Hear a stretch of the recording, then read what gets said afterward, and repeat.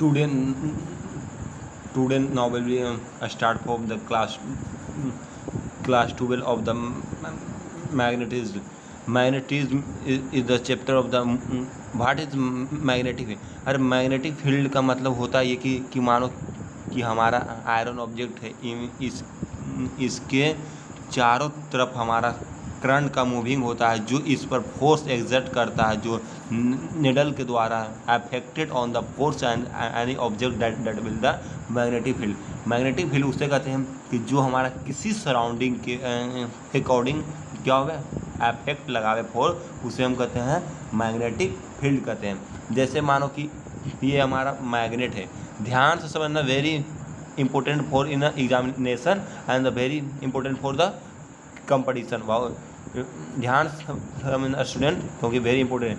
इधर हमारा north pole है, इधर हमारा साउथ पोल, लेकिन मैग्नेट का लेंथ होता है डिफिनिट लेंथ होता है हमारा, डिफिनिट लेंथ होता है यहाँ से नॉर्थ से साउथ, जो सिर्फ 80% हमारा मैग्नेट का लेंथ होता है। जो ये हमारा बचा भाग हो गया जो मैग्नेट का लेंथ नहीं यहाँ मैग्नेट का लेंथ होते हैं भाई। ध्यान से समझना कि जो हमारा इतना बचा हुआ पार्ट है जो हमारा मैग्नेट का भाग नहीं होता है, मैग्नेट का नहीं होता है भाग, जो क्योंकि मैग्नेट को जितना भाग में तोड़ेंगे उतना उसमें नॉर्थ उतना ही साउथ मैग्नेट का प्रोड्यूस होगा। मैग्नेट का आ जाएगा नॉर्थ भाई, अब मैग्नेट का साउथ पार्ट, जितना भाग को तोड़ते जाएंगे मैग्नेट का नॉर्थ भाग और साउथ पार्ट आते जाएगा। उसी प्रकार हमारा मैग्नेट का मेन पार्ट होता है 80% होता है। हम इस मैग्नेट को कहते हैं बार मैग्नेट। मैग्नेट का बहुत यूज है, जैसे मैग्नेट का यूज है मोटर में, टेलीविज़न में एंड ऑडियो रेक्टिफायर में, बहुत सारा मैग्नेट का यूज होता है।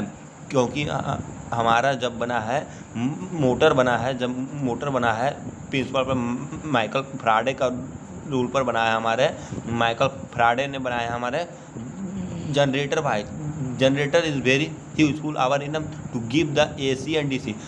जनरेटर दो प्रकार के होते हैं भाई, ध्यान से समझना। Generator is very useful in our life because the always time are not the coming to the electric current and the supply of the current in our house in a generator, and the generator is a very useful part of our home. Generator is very useful our part of our home, and the generator are the two magnet, and this magnet is the name of horseshoe magnet, and the horseshoe magnet is very permanent magnet भाई। ध्यान समझना कि horse magnet होता है भाई, दो horse magnet लेते हैं और इसके बीच में एक आर्मेचर लेते हैं भाई। एक आर्मेचर में हम हमारा यहाँ पर स्प्लिट रिंग लगा हुआ रहता है भाई। यहाँ पर स्प्लिट रिंग में हमारा यहाँ पर कार्बन ब्रश को लगाते हैं। अरे भाई कार्बन बार बार एग्जाम में पूछा जाता है कि कार्बन ब्रश को हम यहाँ पर लगाते क्यों। हमारा जनरेटर AC भी होगा तो कार्बन ब्रश लगाएंगे, हमारा जनरेटर DC भी होगा तो उसमें भी कार्बन का ब्रश यूज़ करते हैं। क्यों कार्बन का ब्रश यूज़ करते हैं? तो कार्बन का ब्रश हम इसके लिए यूज करते हैं भाई, क्योंकि कार्बन ब्रश से हमारा करंट फ्लो करके हम उसे अपने घर में सप्लाई कर सकते हैं। तो carbon brush is very necessary for the AC generator and DC generator is very useful for our current.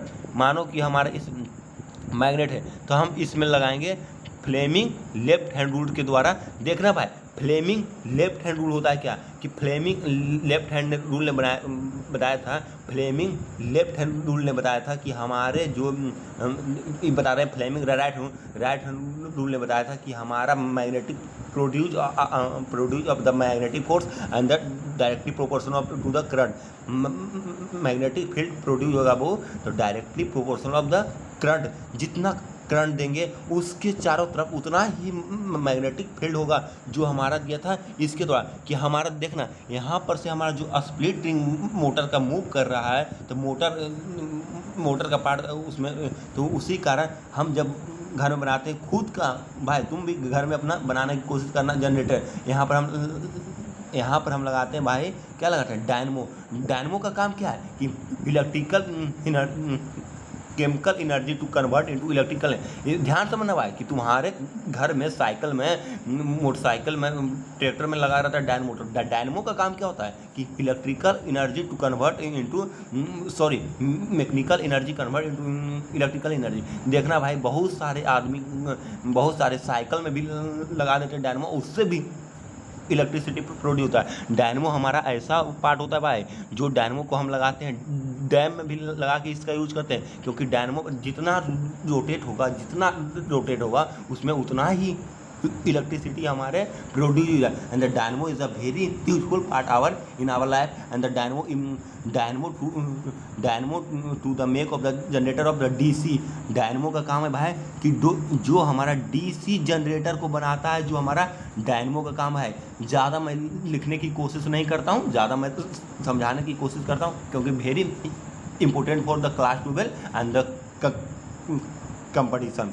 ठीक, अब आते हैं कि जनरेटर का प्रिंसिपल है भाई कि यहाँ पर लगा हुआ रहता है, याद रखना कि डीसी में लगाते हैं, लेकिन हम जब ये एसी जनरेटर लगाते हैं तो यहाँ पर हम लगाते हैं भाई कॉम्यूटेटर। क्या लगाते हैं? कॉम्यूटेटर एंड स्प्लिट रिंग लगाते हैं, जो हमारा उससे इलेक्ट्रिसिटी प्रोड्यूस होता है। अब हम कुछ जानते हैं भाई सेल के बारे में। क्या जानते हैं? सेल। तो सेल होते हैं दो प्रकार के होते हैं भाई। तुम लोग बार बार देखता हो, दुकान पर जाता हो तो सभी कहता कि हमको दीजिए बैटरी। तो बैटरी और सेल में बहुत अंतर है भाई। बैटरी का फंक्शन क्या होता है, सेल का फंक्शन क्या होता है? जो चार्जर में होता है बैटरी, मोबाइल फ़ोन में आपके होते हैं बैटरी, जो बहुत सारा उसका फंक्शन अलग अलग प्रकार के होते हैं। बैटरी और सेल का बता रहे हैं।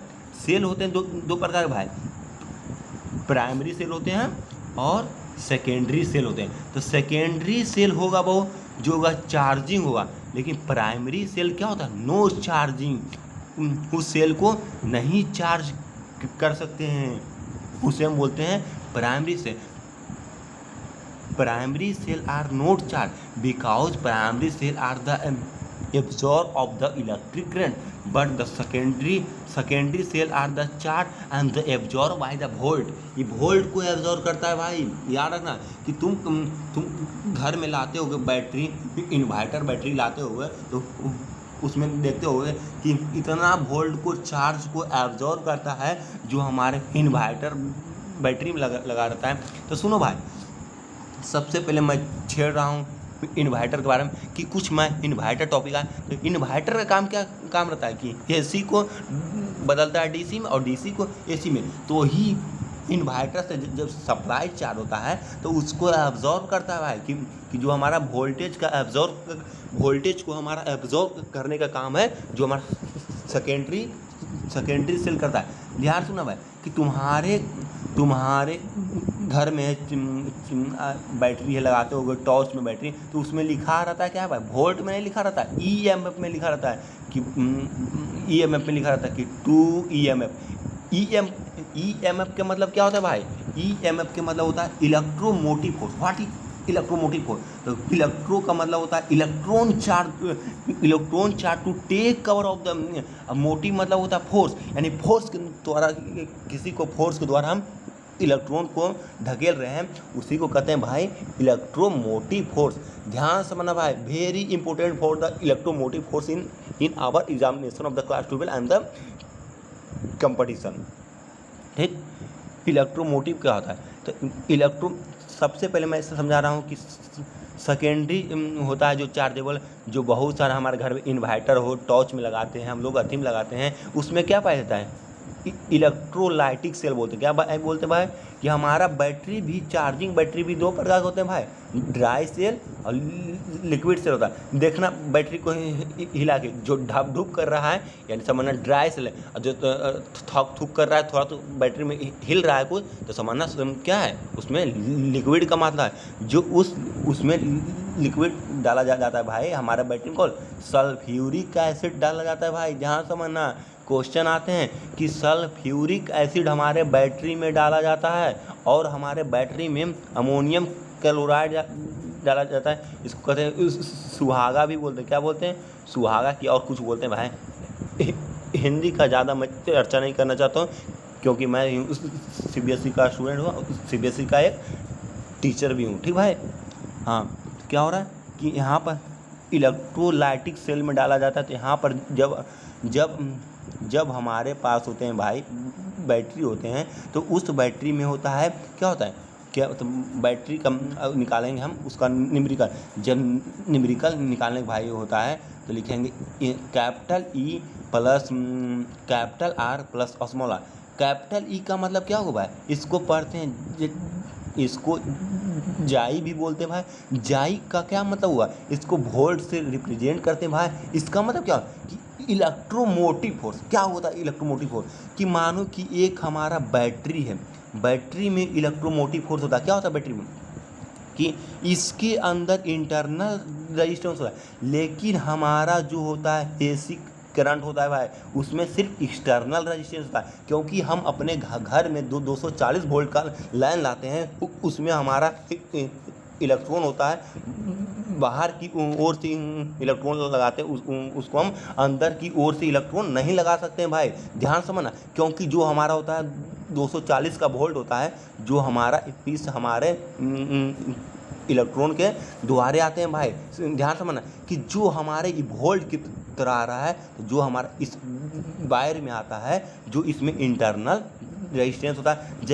जैसे मानो कि भाई तुम अपना बैटरी को लगाए चार्ज, इन्वर्टर से लगाया बैटरी को चार्ज भाई, ठीक। हम बता रहा हूँ प्रैक्टिकल, तुम अपना घर में करके बहुत अच्छा से देखना कि इन्वर्टर में बैटरी लगाना चाहे तो क्या होता है कि वहाँ बैटरी चार्ज होता है, तो तुम्हारे बैटरी के अंदर पाए जाते हैं लिक्विड। जो लिक्विड का नाम बता दिया हूँ भाई कि H2SO4 होता है, यानी सल्फ्यूरिक एसिड होता है। वो क्या होता है, खौलना स्टार्ट करता है, तो वो खौलता है तो उसमें इंटरनल रेजिस्टेंस होता है, यानी आंतरिक, उसको हिंदी बोलते बहु आंतरिक प्रतिरोधक क्षमता उसमें उत्पन्न होती है। वो हमारे ओर से खोलना स्टार्ट करते हैं उसे। आज का वीडियो हुआ समाप्त भाई। Very thank you and the like of the video and subscribe of you know.